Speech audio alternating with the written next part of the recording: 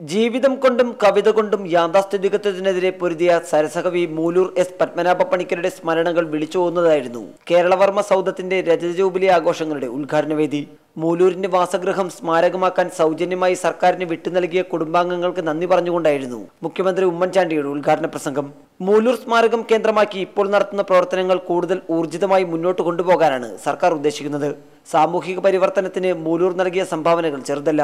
ഇവ പുതുതലമുറയിലേക്ക് പകർന്നു നൽകേണ്ടതായിട്ടുണ്ടെന്നും മുഖ്യമന്ത്രി പറഞ്ഞു.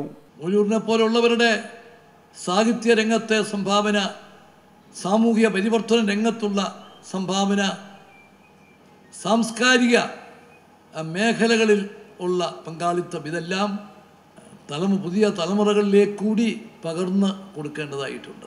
പുതുതായി പണി കഴിപ്പിച്ച മൂലൂർ സ്മാരക ഓഫീസ് സമുച്ചയത്തിന്റെ ഉദ്ഘാടനവും മുഖ്യമന്ത്രി നിർവഹിച്ചു.